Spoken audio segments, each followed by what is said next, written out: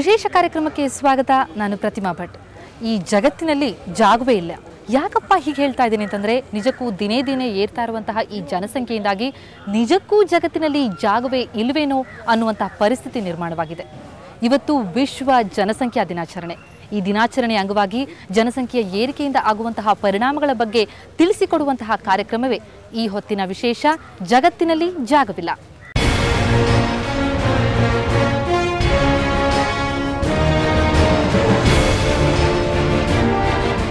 July 11 ವಿಶ್ವ ಜನಸಂಖ್ಯಾ ದಿನಾಚರಣೆ. ಇವತ್ತು ಆರೋಗ್ಯ ಮತ್ತು ಕುಟುಂಬ ಕಲ್ಯಾಣ ಇಲಾಖೆ ಈ ಅಂಗವಾಗಿ ಚಿತ್ರಕಲಾ ಪರಿಷತ್ತಿನಲ್ಲಿ ಕಾರ್ಯಕ್ರಮವನ್ನು ಹಮ್ಮಿಕೊಂಡಿತ್ತು.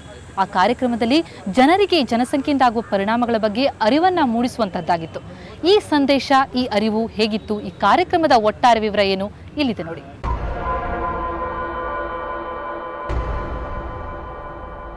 ಇಂದು ವಿಶ್ವ ಜನಸಂಖ್ಯಾ ದಿನಾಚರಣೆ. ಜನಸಂಖ್ಯೆಗೂ ದಿನಾಚರಣೆನ ಅಂತ ಮೂಗು ಮುರಿಬೇಡಿ. ದಿನೇ ದಿನೇ ಏರುತ್ತಿರುವ ಜನಸಂಖ್ಯೆ ವಿಶ್ವವನ್ನೇ ಅಪಾಯದ ಅಂಚಿಗೆ ತಲುಪಿಸುತ್ತಿದೆ. ಜುಲೈ 11, 1987ರಲ್ಲಿ ವಿಶ್ವದ ಜನಸಂಖ್ಯೆ 500 ಕೋಟಿಯನ್ನ ದಾಟಿದಾಗ ವಿಶ್ವವೇ ನಲುಗಿ ಹೋಗಿತ್ತು. ಆಗಲೇ ಜನಸಂಖ್ಯೆಯ ಹೆಚ್ಚಳದಿಂದಾಗೋ ಅನಾಹುತದ ಅರಿವನ್ನ ಜನರಿಗೆ ಮೂಡಿಸುವ ಅವಶ್ಯಕತೆ ಹುಟ್ಟಿಕೊಂಡಿತ್ತು. ಅದರ ಪರಿಣಾಮವಾಗಿ ಪ್ರತಿ ವರ್ಷ ಜುಲೈ 11ರಂದು ವಿಶ್ವ ಜನಸಂಖ್ಯಾ ದಿನಾಚರಣೆಯನ್ನ ಆಚರಿಸಲಾಗುತ್ತೆ.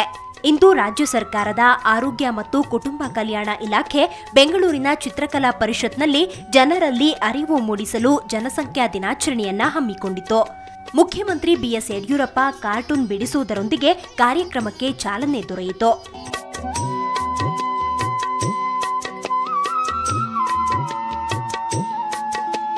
ಜಾಗತಿಕ ಮಟ್ಟದಲ್ಲಿ ಏರ್ತಾ ಇರುವಂಥ ಜನಸಂಖ್ಯೆ ಮನುಕುಲದ ಒಂದು ಅಸ್ತಿತ್ವಕ್ಕೇನೆ ಒಂದು ಸವಾಲನ್ನು ಒಡ್ಡುವಂಥ ಒಂದು ವಿಚಿತ್ರವಾದಂಥ ಪರಿಸ್ಥಿತಿಯಲ್ಲಿ ವಿಶ್ವದಾದ್ಯಂತ ಈ ಕಾರ್ಯಕ್ರಮದ ಮೂಲಕ ಜನರಲ್ಲಿ ಒಂದು ಜಾಗೃತಿ ಮೂಡಿಸುವಂಥ ಒಂದು ದಿನವಾಗಿ ಇದನ್ನು ಆಚರಿಸ್ತಾ ಇರುವಂಥದ್ದು ನಿಮಗೆಲ್ಲ ಗೊತ್ತಿರುವಂಥ ಸಂಗತಿ. ರಾಷ್ಟ್ರೀಯ ಗ್ರಾಮೀಣ ಆರೋಗ್ಯ ಅಭಿಯಾನದಡಿಯಲ್ಲಿ ನಡೆದ ಈ ಕಾರ್ಯಕ್ರಮದಲ್ಲಿ ಆರೋಗ್ಯ ಸಚಿವ ಶ್ರೀರಾಮುಲು ಜೊತೆಗೆ ಹ್ಯಾಟ್ರಿಕ್ ಹೀರೋ ಶಿವರಾಜ್ ಕುಮಾರ್ ಕೂಡ ಆಗಮಿಸಿ ಕಾರ್ಯಕ್ರಮದ ರಂಗೇರಿಸಿದ್ರು.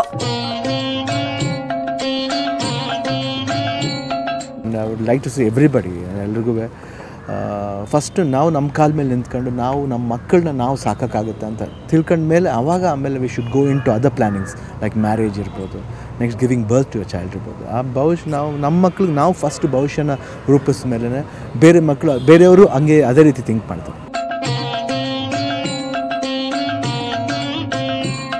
ಜನಸಂಖ್ಯೆ ಹೆಚ್ಚಳದಿಂದಾಗುವ ಸಮಸ್ಯೆಗಳನ್ನ ಜನರಿಗೆ ತಿಳಿಸಿ ಜನಸಂಖ್ಯೆಯಲ್ಲಿ ಸ್ಥಿರತೆಯನ್ನ ಕಾಪಾಡಲು ಪ್ರೇರೇಪಿಸುವುದು ಈ ಕಾರ್ಯಕ್ರಮದ ಉದ್ದೇಶ. ಈ ಸಂದೇಶವನ್ನೇ ಹೊತ್ತ ಜನಪದ ಹಾಡಿಗೆ ಕಂಸಾಳೆ ಕುಣಿತ ಕುಣಿದು ಜನರನ್ನ ರಂಜಿಸಲಾಯಿತು.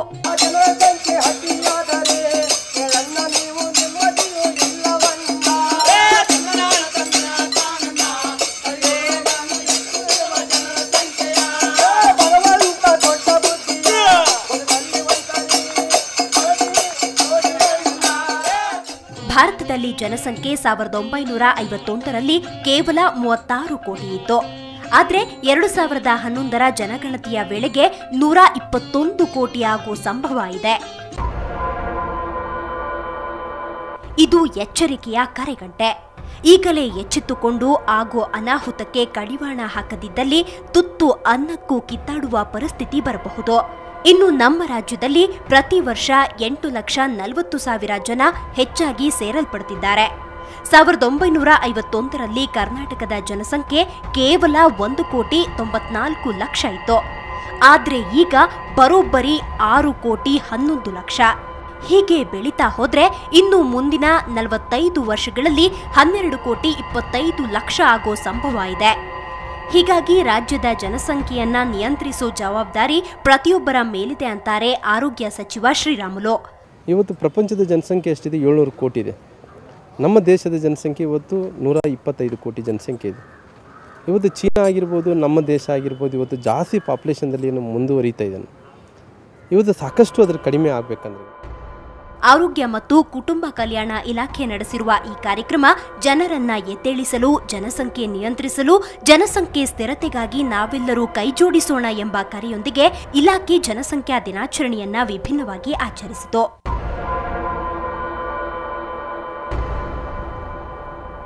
ಯಾವುದೇ ವಿಷಯ ಇರಲಿ ಅದನ್ನ ಜನರಿಗೆ ಮುಟ್ಟಿಸಬೇಕು, ಜನರಲ್ಲಿ ಅರಿವನ್ನ ಮೂಡಿಸಬೇಕು ಅಂತಂದ್ರೆ ಅದಕ್ಕಿರುವಂತಹ ಅತ್ಯಂತ ಪ್ರಭಾವಶಾಲಿ ಮಾಧ್ಯಮ ಅಂತಂದ್ರೆ ವ್ಯಂಗ್ಯಚಿತ್ರ. ಹಾಗಾಗಿನೇ ವಿಶ್ವ ಜನಸಂಖ್ಯಾ ದಿನಾಚರಣೆಯ ಅಂಗವಾಗಿ ಇಂದು ನಡೆದಂತಹ ಚಿತ್ರಕಲಾ ಪರಿಷತ್ನ ಕಾರ್ಯಕ್ರಮದಲ್ಲಿ ವ್ಯಂಗ್ಯಚಿತ್ರದ ಮೂಲಕ ಅದ್ಭುತವಾಗಿ ಅರಿವನ್ನ ಮೂಡಿಸಲಾಯಿತು. ಅದರ ಅದ್ಭುತ ನೋಟ ಇಲ್ಲಿದೆ ನೋಡಿ.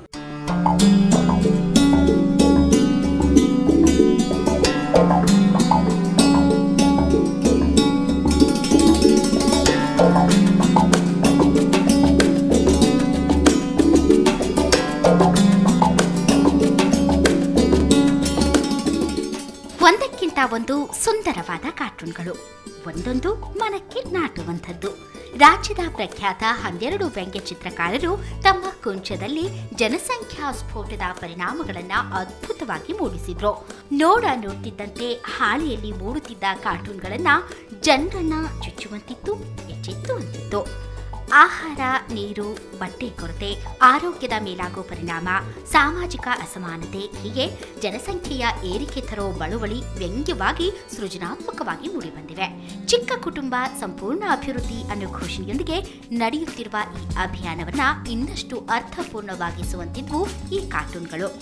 ಅದು ಇವತ್ತಿನ ಈ ಚಿತ್ರಣವನ್ನು ಬಿಂಬಿಸ್ತಾ ಇದೆ ಅಂತ ಇದೆ. ನಮ್ಮ ಇವತ್ತಿನ ಕರ್ನಾಟಕ ದೇಶ ಅಥವಾ ಭಾರತ ದೇಶದಲ್ಲಿ ಒಂದೇನು ಜನಸಂಖ್ಯಾ ಹೆಚ್ಚಳ ಆಗ್ತಾ ಇದೆ, ಅದರ ಪ್ರತಿಬಿಂಬ, ಅದರಿಂದ ಆಗ್ತಕ್ಕಂಥ ಅನಾನುಕೂಲತೆಗಳು ಜನತೆಗೆ ಅದನ್ನು ಸರಿಯಾಗಿ ಚಿತ್ರೀಕರಣ ಕೊಡ್ತಾ ಇದೆ.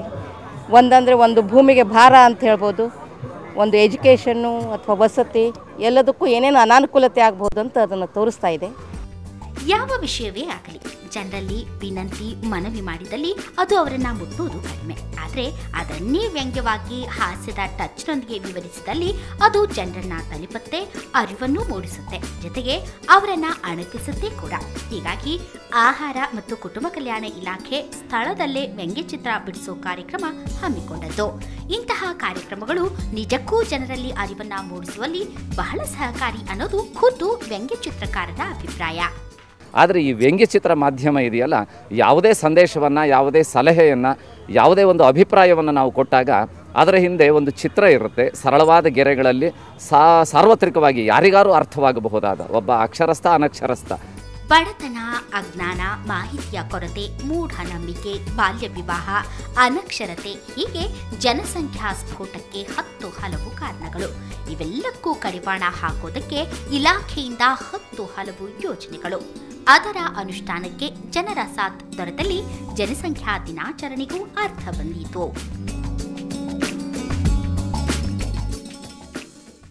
ಇಂದು ವಿಶ್ವದ ಜನಸಂಖ್ಯೆ ಬರೋಬ್ಬರಿ 700 ಕೋಟಿ. ಹೀಗೆ ಜನಸಂಖ್ಯೆ ಏರ್ತಾ ಹೋದರೆ ನಿಜಕ್ಕೂ ಈ ಕಾರ್ಟೂನ್ ಹೇಳೋ ಹಾಗೆ ಆಹಾರವನ್ನು ಒದಗಿಸೋದು ನಿಜಕ್ಕೂ ಸಾಕಷ್ಟು ಕಷ್ಟವಾಗುತ್ತೆ. ಈ ಮೂಲಭೂತ ಸಮಸ್ಯೆಗೆ ಪರಿಹಾರವನ್ನು ಕಂಡುಕೊಳ್ಬೇಕು ಅಂತಂದರೆ ಜನಸಂಖ್ಯೆಯ ಏರಿಕೆಯಲ್ಲಿ ತಕ್ಕ ಮಟ್ಟಿಗೆ ಇಳಿಕೆಯನ್ನು ಮಾಡುವತ್ತ ಗಮನ ಹರಿಸಬೇಕು. ಈ ಕಡೆ ಆರೋಗ್ಯ ಮತ್ತು ಕುಟುಂಬ ಕಲ್ಯಾಣ ಇಲಾಖೆ ಸಾಕಷ್ಟು ಕಾರ್ಯಕ್ರಮಗಳನ್ನು ಹಮ್ಮಿಕೊಳ್ತಾ ಇದೆ. ಆ ಕಾರ್ಯಕ್ರಮಗಳಿಗೆ ನಮ್ಮ ಸಾಥ್ ಕೊಡುವಂತಹ ಅವಶ್ಯಕತೆ ಇದೆ.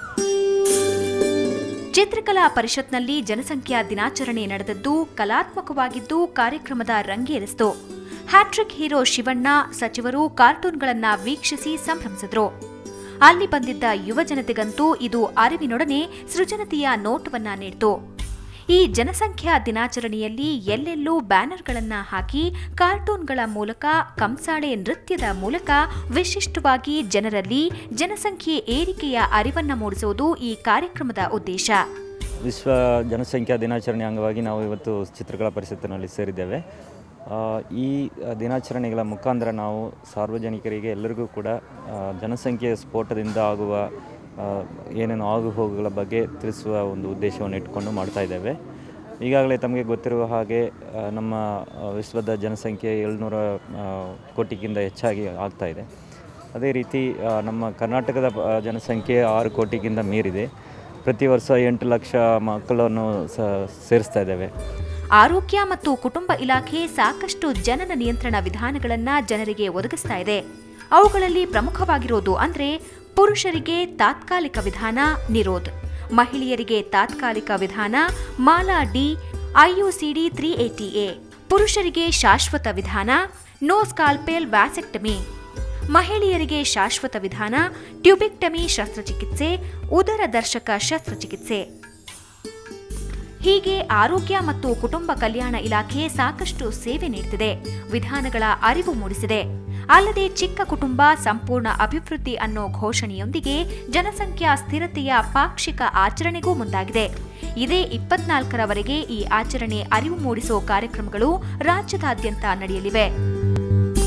ತಾವಾಗಿಯೇ ಮುಂದೆ ಬಂದು ನಮ್ಮ ಈ ಪ್ರೋಗ್ರಾಮ್ದಲ್ಲಿ ವ್ಯಾಸೆಕ್ಟಮಿ ಅಥವಾ ಟ್ಯೂಬೆಕ್ಟಮಿ ಮಾಡಿಕೊಳ್ಳುವಲ್ಲಿ ಮುಂದೆ ಬರ್ತಾ ಇದ್ದಾರೆ. ಇದರಿಂದ ಸ್ವಯಂ ಪ್ರೇರಿತವಾಗಿ ಮುಂದೆ ಬರ್ತಾ ಇರೋದ್ರಿಂದ ನಮ್ಮ ಈ ದಿನಾಚರಣೆಯನ್ನು ನಾವು ಮಾಡ್ತಾ ಇರೋದರಲ್ಲಿ ಈ ಪ್ರೋಗ್ರಾಮ್ ಬಗ್ಗೆ ಕೂಡ ಒಂದು 15 ದಿನಗಳ ಪ್ರಾಕ್ಟಿಕನ್ನು ಮಾಡಿಕೊಂಡಿದ್ದೇವೆ ನಾವು. ಈಗಾಗಲೇ ಸರ್ಕಾರದ ಹಲವು ಕಾರ್ಯಕ್ರಮಗಳಿಂದಾಗಿ ತಕ್ಕ ಮಟ್ಟಿಗೆ ಜನಸಂಖ್ಯಾ ಸ್ಫೋಟಕ್ಕೆ ಬ್ರೇಕ್ ಹಾಕಲಾಗಿದೆಯಾದರೂ ಜನಸಂಖ್ಯೆಯಲ್ಲಿ ಸ್ಥಿರತೆ ಬರಬೇಕಿದೆ. ಜನಸಂಖ್ಯೆಯ ಸ್ಫೋಟದ ಅರಿವನ್ನ ಮೂಡಿಸಿಕೊಂಡು ಪ್ರಜ್ಞಾವಂತ ಸಮಾಜ ನಿರ್ಮಾಣವಾದಲ್ಲಿ ಮುಂಬರುವ ದಿನಗಳಲ್ಲಿ ಜನಸಂಖ್ಯೆ ನಿಯಂತ್ರಣವಾಗಬಹುದು, ಇಲಾಖೆಯ ಯೋಜನೆಗಳು ಸಾರ್ಥಕವಾಗಬಹುದು.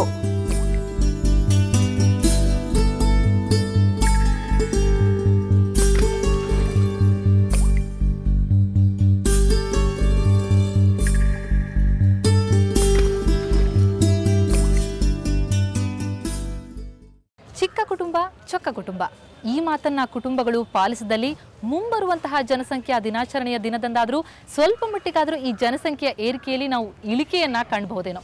ಅದೇ ರೀತಿಯಲ್ಲಿ ಜಗತ್ತಿನಲ್ಲಿ ಜಾಗವಿಲ್ಲ ಅನ್ನೋ ಮಾತನ್ನ ಸುಳ್ಳಾಗಿಸಬಹುದು. ಹಾಗೆಯೇ ಆರೋಗ್ಯ ಮತ್ತು ಕುಟುಂಬ ಕಲ್ಯಾಣ ಇಲಾಖೆ ನಡೆಸುವಂತಹ ಕಾರ್ಯಕ್ರಮಗಳಿಗೆ ನಮ್ಮ ಸಾಥನ್ನ ಕೊಟ್ಟಲ್ಲಿ ಮುಂಬರುವ ದಿನಗಳಲ್ಲಿ ಜನಸಂಖ್ಯಾ ಸ್ಫೋಟಕ್ಕೆ ಸ್ವಲ್ಪ ಮಟ್ಟಿಗೆ ಕಡಿವಾಣ ಬೀಳೋದು ನಿಜಕ್ಕೂ ಸತ್ಯ. ಇದು ಇವತ್ತಿನ ವಿಶೇಷ. ಕ್ಷಣ ಕ್ಷಣದ ಸುದ್ದಿಗಾಗಿ ನೋಡ್ತಾ ಇರಿ ಸುವರ್ಣ ನ್ಯೂಸ್ 24/7.